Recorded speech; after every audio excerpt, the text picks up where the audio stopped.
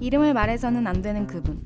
그분이 남기고 간 수많은 상처 때문에 우리 사회는 아직도 진통을 겪고 있습니다. 그중 하나가 바로 사법농단 의혹.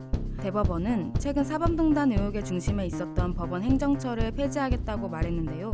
사법농단이 뭔지 잘 모르겠다고요? 사실 저도 잘 몰라서 정리하려고 만들었습니다. 당신이 사법개혁에 반드시 관심을 가져야 하는 이유를 알게 될 겁니다. 우리나라에서 재판은 3번까지 열릴 수 있습니다. 1심 판결을 받아들이지 못하는 사람이 판결을 다시 해달라고 요청해 다시 재판이 열리는 게 2심, 2심 판결에 불복해 다시 재판을 요청하면 3심이 되는 거죠. 법원도 1심을 판결하는 지방법원, 2심을 맡는 고등법원, 그리고 3심을 담당하는 대법원으로 나뉩니다. 이때 3심을 신청하는 것을 상고라고 하고, 그래서 3심을 상고심이라고도 부릅니다.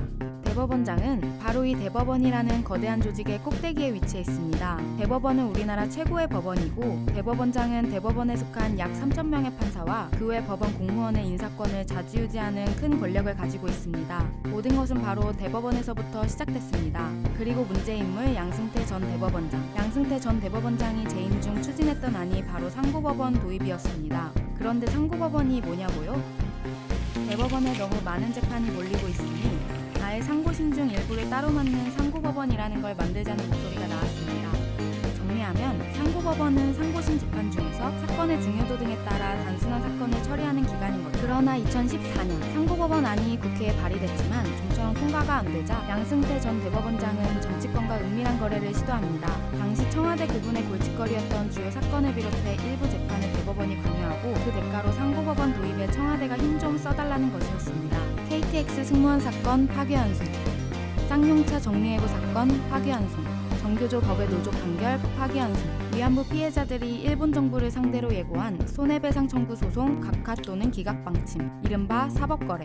공정하게 법을 집행해야 할 법원이 어떤 목적을 위해 재판을 이용한 겁니다. 또 상고법원 도입에 반대하거나 비판적인 판사들을 주요 보직에서 배제하는 등 사법행정권을 남용하기도 했습니다. 대법원의 행정 업무를 담당하는 기관인 법원 행정처가 바로 이러한 내용을 담은 문건을 작성하는 역할을 했습니다.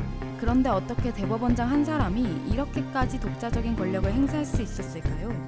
문제의 근원은 대법원장에게 모든 권력이 집중되는 재앙적 구조에 있습니다.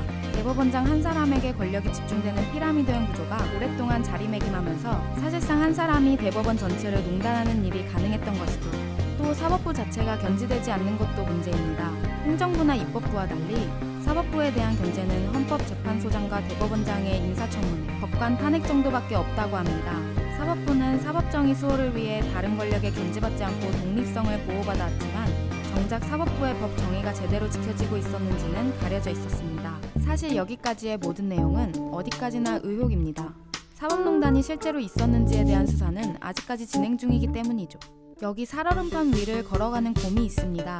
곰이 이렇게 살얼음판을 씩씩하게 걸어갈 수 있는 이유는 무엇일까요? 바로 얼음판을 지탱하고 있는 다리들이 균형 있게 우리를 지탱해주고 있다는 믿음에 있습니다.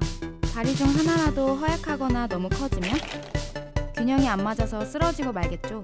우리 사회 또한 우리를 받치고 있는 세 개의 다리가 균형 있게 우리를 지탱해주고 있다는 믿음에 달려 있습니다. 최근 대법원은 사법행정구조의 개방성을 확보하고 사법에 대한 국민의 접근과 참여를 확대하겠다고 밝혔습니다.